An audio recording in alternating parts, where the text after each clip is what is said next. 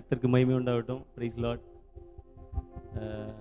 இந்த நாளிலும் நம்ம வந்து சபை பக்தி விருத்திக்கு ஆதாரமாக வந்துட்டு நம்ம வேதத்திலேருந்து 5 விதமான ஊழியத்தை பார்க்கலாம். அதில் ஒரு ஊழியம் சுவிசேஷ ஊழியம். அதை குறித்ததான ஒரு நேர்முக ஒரு கலந்துரையாடலை தான் நம்ம இங்கே பார்க்க போகிறோம். நம்ம மத்தியில் நம்ம கூட ஆராதிக்கிற சவுல் ரசூல் இருக்கிறாங்க. அவங்க ரட்சிக்கப்பட்ட நாள்லேருந்து இந்தியாவிலையும் சுவிசேஷ ஊழியத்தில் ஈடுபட்டிருக்கிறாங்க. அப்புறம் துபாயில் இருந்த நாட்கள்லையும் சுவிசேஷ ஊழியத்தில் இருக்கிறாங்க. அப்புறம் அபுதாபியில் இப்போ சவுல் கூட அபுதாபி சிட்டியில் ஊழியத்தை செஞ்சு வருகிறாங்க. அவங்க நம்ம மத்தியில் சில கேள்விகளுக்கு பதில் சொல்ல போகிறாங்க. தேங்க்யூண்ணே. பிரைஸ்லாண்ணே. ஆனால் முதல் கேள்வியாக வந்து சுவிசேஷ ஊழியத்துக்கான அடிப்படைனா நீங்கள் என்னென்ன சொல்லுவீங்க? அடிப்படை அப்படின்னா அர்ப்பணிப்பு. நீங்கள் வேதத்தில் பார்க்கும் பொழுது ஆண்டவர் கடைசியாக தம்முடைய சீஷர்களுக்கு சொல்கிறார், நீங்கள் உலகம் முழுவதும் கடந்து போங்க, சுவிசேஷத்தை சொல்லுங்கள், உலகத்தின் முடிவு பரியந்தம் சகல நாட்களிலும் நான் உங்கள் கூட இருக்கிறேன்னு சொல்கிறேன். அப்போ கடந்து போங்க அப்படின்னு அவர் சொல்கிறாருன்னா நான் உங்கள் கூட இருக்கிறேன்னு சொல்கிறேன். கடந்து போங்க, நான் உங்கள் கூட இருக்கிறேன். இப்போ கடந்து போகிறதுக்கு நம்ம என்ன செய்யணும்? நம்ம அர்ப்பணிக்கணும். அர்ப்பணிப்புனா என்ன மாதிரியான அர்ப்பணிப்புன்னு நம்ம மார்க்கில் லூக்காவில் பார்க்க முடியும். இயேசு கிறிஸ்துவோடைய தாயார் பார்க்குறோம், மரியா. தூதனானவர் வந்து பேசும்போது மரியாள் வந்து கவனிக்கிறாங்க. சில காரியங்களை கேட்டாலும் அவங்க கவனித்து தன்னை ஆண்டவருக்கு இதோ நான் ஆண்டவருக்கு அடிமைன்னு சொல்லி அர்ப்பணிக்கிறத பார்க்குறோம். பிற்பதாக தேவனுடைய திட்டங்கள் நிறைவேறுகிறது. ஓகேண்ணா, இன்னும் கொஞ்சம் அதிகமாக எதாவது சொல்ல முடியுமாண்ணே? இன்னும் பார்ப்போம்னா நம்ம வேத பாரகர் குறித்து பார்க்கணும். வேத பாரகர் ஆண்டவர்கிட்ட வந்து சொல்றாங்க, போதகரே நீர் எங்கே போனாலும் உண்மை பின்பற்றி வரும். ஆண்டவர் சொல்றாரு, நரிகளுக்கு குழிகளும் ஆகாயத்து பறவைகளுக்கு கூடுகளும் இருக்கு, மனுஷகுமாரனுக்கும் தலை சாய்க்க இடம் இல்லை. ஏன் அந்த வார்த்தையை ஆண்டவர் வேத பாரகனுக்கு சொல்லணும்? அதை தொடர்ச்சியாக பார்க்கும் பொழுது தன்னை பின்பற்றி வருகிற சீசன்ல ஒருவர் தகப்பனை அடக்கம் பண்ண எனக்கு உத்தரவு வேணும்னு சொல்லி கேட்குறாரு. ஆண்டவர் உத்தரவு கொடுக்கல. அது உத்தரவு கொடுக்காததுக்கான சில காரணங்கள் உண்டு. அதை பற்றி சொன்னால் நம்ம இந்த கேள்வியிலேருந்து வெளியே வந்துடுவோம். அப்போது வேத பாரகனுக்கு சொன்ன வார்த்தை, வேத அறிவு இருக்கு, ஆனால் எல்லாருடைய இருதயத்தையும் ஆராய்ந்து பார்க்கிறவர் நம்ம ஆண்டவர். இருதயத்தை பார்க்கிறார், அர்ப்பணிப்பை கவனிக்கிறார். அப்போ வேத பாரகனுக்கு வேத நாலேஜ் இருந்தாலும் அவனுடைய அர்ப்பணிப்பு வேத தேவனுக்கு பிரியமாக இல்லை. அதனால தான் சொல்றாரு, என்னை பின்பற்றி வரனா இவ்வளோ பாடுகள் இருக்கிறத ஆண்டவர் அந்த இடத்துல உணர்த்துகிறத பார்க்கிறோம். அப்போ அர்ப்பணிப்பு ரொம்ப முக்கியம். ஓகேண்ணே, அர்ப்பணிப்பு ரொம்ப முக்கியங்கிறத நாங்கள் தெரிஞ்சுக்கிட்டோம். அண்ணே, நம்ம இப்போ அர்ப்பணிக்கிறோம். அர்ப்பணித்ததுக்கு பிறகு நம்ம எப்படி ஆயத்தமாகணும்?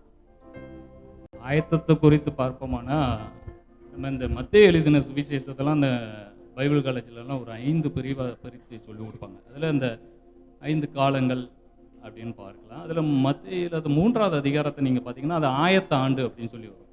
அப்போ ஆண்டவராகிய இயேசு கிறிஸ்து ஆயத்த ஆண்டில் தன்னை அதில் பார்க்குறோம், தேவனுக்கு, தேவனுடைய சித்தத்திற்கு, தேவனுடைய காரியத்திற்கு தன்னை ஒப்பு கொடுக்கறத அதில் பார்க்க முடியும். அப்போ ஒப்பு கொடுக்கறது என்ன? ஒப்பு கொடுக்குறார். முதலாவது அவர் ஞான ஸ்நானம் எடுக்கிறார். இப்போ ஞான ஸ்நானம் அவர் எடுக்கிறார். அப்போ ஊழியத்துக்கு ஆயத்தமாகிறதுக்கு ஞான ஸ்நானம் கண்டிப்பாக உடன்படிக்கல. அது நம்ம கூட நம்ம ஊழியத்துக்கு போகிறோம், நீதியை குறித்து கர்த்தரை குறித்து நம்ம சொல்ல போகிறோன்னா ஞான ஸ்நானம் கண்டிப்பாக எடுத்துருக்கணும். ஏன்னா தேவனோடு நம்ம பண்ணுகிற ஒரு உடன்படிக்கை. அந்த பாவத்திற்காக, இந்த உலக காரியத்தில் நான் நடக்காமல் பாவத்திற்காக மறித்து நீதிக்காக பிழைக்கிறேன். நான் நீதிக்காக பிழைக்கிறேன்னா நீதியை குறித்து சொல்ல போனால் நம்ம நீதிமானாக இருக்கணும். அப்போ ஞானஸ்நானம், இயேசு கிறிஸ்து ஞானஸ்நானம் எடுக்கிறார். பிற்பதாக 2வது ஒரு காரியத்தை பார்க்கிறோம். அதை தொடர்ச்சியாக அவர் ஞானஸ்நானம் எடுத்த போகிறவர் பரிசுத்த ஆவியானவர் இறங்குகிறார். அப்போ பரிசுத்த ஆவியுடைய நிறைவு நம்ம பெறணும். பரிசுத்த ஆவியை பெற்று இருக்கணும். ஏன்னா பரிசுத்த ஆவியானவரை பெற்று இருந்தால் தான் அவர் சரியான பாதையில் நடத்துவார். நீங்கள் இப்படி போங்க அப்படி போங்கன்னு அவர் தான் நமக்கு வழி நடத்துகிறவர். அப்போ இயேசுடைய பிறப்பை குறித்து நம்ம வேதத்தில் பார்க்க முடியும். இப்போ மரியாள்கிட்ட வந்து தூதரே சொல்லும் பொழுது உன்னிடமிருந்து பிறக்கிறது பரிசுத்தம் உள்ளது, தேவனுடைய குமாரன் எனப்படுங்க. அப்போ அவர் பிறப்பே பரிசுத்தம். அப்படிப்பட்ட பரிசுத்தர் பரிசுத்த ஆவியினால ஒரு நிரப்பப்படுகிறத நம்ம பார்க்க முடியும். அப்போ பரிசுத்த ஆவி நம்ம பெற்று இருக்கணும். இன்னும் தொடர்ச்சியாக பார்க்கும்போனா அவர் ஜெபம் பண்ணார், உபவாசித்தார். என்ன, அப்போ அவர் இரவும் பகலும் ஜெபிக்கிறத நம்ம பார்க்க முடியும். இருட்டோடு எழுந்து ஜெபித்தார்னு பார்க்க முடியும். அப்போ அதிகாலை ஜெபம் இருக்கணும். நைட்டு ஜெபம் இருக்கணும் கண்டிப்பாக. ஊழியம் பண்ணுறவங்களுக்கு கண்டிப்பாக இரவு ஜெபம், கண்டிப்பாக மாதத்துக்கு ஒரு டைமாச்சும் இரவு ஜெபிக்கிறவங்களா இருக்கணும் கர்த்தர் சமூகத்தில்.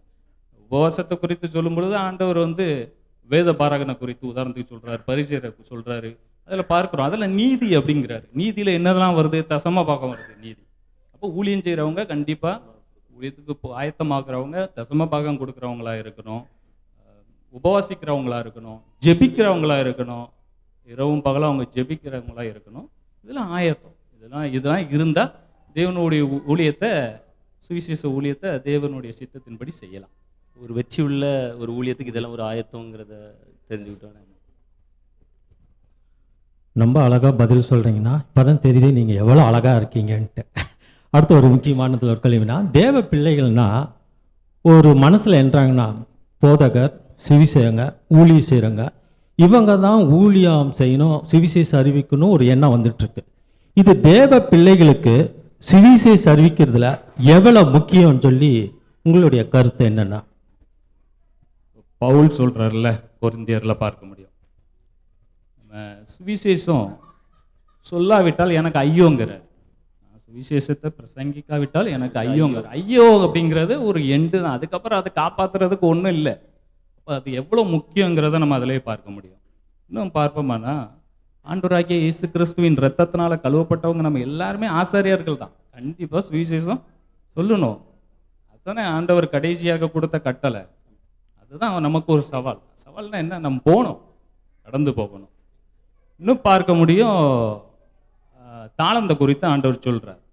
என்ன தாளந்த குறித்து சொல்கிறார்? 5 வகையான தாளந்து, ஒருவருக்கு 2, ஒருவருக்கு 1ன்னு சொல்லி கொடுக்குறார். அப்போ அந்த ஒரு தாளந்து என்ன அப்படின்னா, அதை தோண்டி புதைச்சிடக்கூடாது. அந்த ஒரு தாளந்து தான் நம்ம சுவிசேஷம் சொல்லணும். ஒரு தாளந்து கூட யாரை நான் பெற்றுக்கொள்ளலை அப்படின்னு சொல்ல முடியாது. அவர் வரும் பொழுது, ஆண்டவரே எனக்கு தெரியாது, உண்மை குறித்து சொல்ல தெரியாது, யாருமே சொல்ல முடியாது. அப்போ நம்ம மேலே விழுந்த கட்டளை செய்து தான் ஆகணும். ஓகேண்ணா, இப்போ சுவிசேஷ ஊழியத்து நிமித்தமாக நம்ம ஒருத்தரை சந்திக்க போகும்போது அவங்கள எப்படி அணுகலாம், இல்லைன்னா அவங்கள்ட்ட எப்படி பேசணுங்கிறத கொஞ்சம் சொல்லுங்களேன். எப்படி அணுகலான்னா, இப்போ ஒரு 4 பேர் போகிறோம் அப்படின்னா, ஒரு சகோதரனை நம்ம பார்க்குறோம். ஒரு சகோதரனை பார்க்கும் பொழுது அவங்கள்ட்ட போயிட்டு நம்ம வந்து அவங்கள குறித்து தான் நம்ம கேட்கணும். ஒரு 60% அவங்கள தான் பேச விடணும். அப்போ அவங்களுடைய பிரச்சனைகள், அவங்களுடைய காரியங்கள்லாம் சொல்லுவாங்க. அந்த விசால வந்தேன், இப்படி எனக்கு வேலை, இவ்வளோ கஷ்டம், இவ்வளோ பாடுகள், எனக்கு ஏற்ற சம்பளம் இல்லை. அப்போ அவங்கள சொல்ல விட்டுட்டு அதுக்கப்புறம் தான் நம்ம என்ன செய்யணும்? ஆண்டவரை குறித்து நம்ம சொல்லணும். கர்த்தர் குறித்த நன்மைகளை நம்ம சொல்லணும். அப்படி தான் நம்ம அவங்கள்ட்ட சொல்லணுமே தவிர, எடுத்த உடனே இது நீங்கள் செய்கிறது பாவம், இது தப்பு, அது தப்புன்னு சொன்னால் அவர் ரூமில் போயிட்டு சொல்லுவார், 4 பேர் வந்தாங்க என்ன நச்சரிச்சிட்டாங்கம்பாங்க. அப்புறம் நீங்கள் அடுத்தாப்புல அவரை பார்க்க போகும்பொழுது கால் பண்ணால் அவர் ரூமில் தான் இருப்பார். ஆனால் என்ன சொல்லுவார்? பிரதர் நாங்கள் இல்லை, டியூட்டியில் இருக்காம்பார். அப்போ சுவிசேஷம் சொல்ல போயிட்டு ஒருவரை பொய்யராக ஆக்கிடக்கூடாது. அதில் கவனமாக ஞானமாக இருக்கணும். ஓகேண்ணா, அது 2 பேராக போகலாமா, இல்லை எப்படி 4 பேராக போகலாமா, இல்லை எப்படி போகலாண்ணா? அது எப்படி போனால் 4 பேராக போனால் எப்படி நடந்துக்கணும்? எல்லாரும் சேர்ந்து பேசுவாங்க சில நேரம், அது எப்படின்னா? 2 பேரை ஆண்டவர் கூட நம்முடைய சீசர்களை ஊழியத்துக்கு அனுப்பும் பொழுது 2 பேரை அனுப்புனார்னு பார்க்குறோம். 2க்கு மேற்பட்ட போகிறது தவறு கிடையாது. இப்போ சில சூழ்நிலைகளில் தனியாகவே நம்ம சுவிசேஷம் சொல்ல வேண்டிய வாய்ப்பு வரும். நம்ம வேலையில் இருப்போம், யாராச்சும் வருவாங்க, அந்த இடத்துல ஒரு வாய்ப்பு இருக்கும் பொழுது நம்ம சுவிசேஷம் சொல்கிறது தவறு கிடையாது. ஆண்டவர் குறித்து அந்த இடத்துல சொல்கிறது வாய்ப்பு இருக்கும் பொழுது சொல்லிடணும். ஆனால் 2 பேருக்கு மேலே போகலாம் தவறு கிடையாது. ஆனால் நம்ம நடந்து கொள்கிற விதம் தான் இருக்குது. அங்கே போயிட்டு ஒருத்தர் சொல்லும் பொழுது இன்னொருத்தர் அமைதியாக இருக்கணும். ஒருத்தர் சொல்லும் பொழுது சொல்லுகிறவருக்கும் கேட்குறவருக்கும் நம்ம ஜெபம் பண்ணணும். ஆண்டவரே இந்த மகன் உண்மை குறித்து சொல்கிறார், இவர் மறைத்து நீர் பேசும், கேட்குற மகனுக்கு இருதயத்தை திறந்து கூடும், உண்மை ஏற்றுக்கொள்ளணும்னு சொல்லி ஜெபம் பண்ணணும். ஒருத்தருக்கு ஒருத்தர் சப்போர்ட்டாக இருக்கணும். ஓகே, அது பாரமாக இல்லாதபடி, அவங்க அது இடையூறாக இல்லாதபடி அவங்க ஜெபத்தில் தாங்கணுங்கிறத சொல்லிங்க. அப்போ தான் அவங்க உள்ள அந்த வார்த்தைகள் உள்ள கிரியை செய்யுங்கிறது. ஓகேண்ணா, ஒரு முறை பார்த்த ஒரு நபரை என்ன இடைவெளியில் மறுபடி சந்திக்கலாம், எப்படி அடுத்த முயற்சி? ஒருவரை நம்ம பார்த்துட்டோம் அப்படின்னா அடிக்கடி அவரை போய் சந்திக்கிறத விட அவரை கால் பண்ணி விசாரிக்கலாம். இப்போ அவருடைய நிலைகள் நம்மளுக்கு தெரிய வரும். அவரே கூப்பிடுவார், பிரதர் எப்போ வரீங்க அப்படின்னு கூப்பிடுவார். அப்படின்னா நம்ம போய் அவரை சந்திக்கலாம். அப்படி இல்லாத பட்சத்தில் ஒரு 10 நாளுக்கு ஒரு மாதத்துக்கு ஒரு 2 முறை போய் வாரம் பிரதர் உங்களை பார்க்க வரோம் அப்படின்னு சொல்லி போய் அவரை சந்திக்கிறோம். அடிக்கடி நம்ம போய் அவரை பார்க்காத அளவுக்கு. ஓகேண்ணே, கடைசியாக ஒரு கேள்வி கூடண்ணே. நம்ம சபையில் கூட வந்துட்டு வலியுறுத்துகிற ஒரு காரியம், அந்த சுவிசேஷ ஊழியத்துக்காக நம்ம அதை புறப்பட்டு போகணும், அது ரொம்ப முக்கியமானது. ஏசப்பா கூட சொல்லியிருக்கிறாங்க, வேதத்துலேயும் சொல்லியிருக்கிறாங்கங்கிற ஒரு காரியம். அப்படி இருந்தும் நம்ம பொதுவாக கேட்குற சில சத்தங்கள் என்னென்னா வந்து வேலை சுமை, குடும்ப சூழல், அப்புறம் வந்துட்டு சரீர பலகீனம், எனக்கு காரில் வாகன வசதி இல்லை, அதன் மத்தியில் அப்படி அந்த மாதிரியான பதில்களுக்கு நீங்கள் என்ன சொல்ல விரும்புகிறீங்க? அதன் மத்தியில் எப்படி ஊழியம் செய்யலாம்?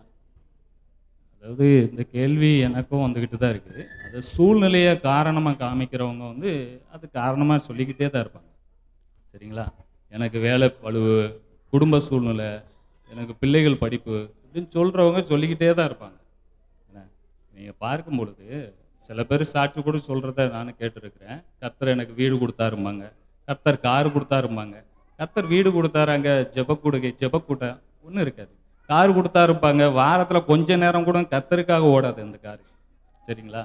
ஏன்னா இது காரணத்தை சொல்லிக்கிட்டே இருக்கிறவங்கள ஒன்றும் செய்ய முடியாது. ஏன்னா ஆண்டவர் எதுக்கு நம்மளை அழைத்தார், அவருடைய தீர்மானம், திட்டம், அவரை நம்ம குறித்து வைத்திருக்கிற தரிசனம் என்ன, கர்த்தர் எதற்காக என்னை வேறு பிரித்தாருங்கிற ஒரு உணர்வு இருக்குமானால், ஆவியானவர் நடத்துவாரானால், ஒரு கார் ஓடாட்டினாலும் அவங்களுக்கு குத்தப்படும்.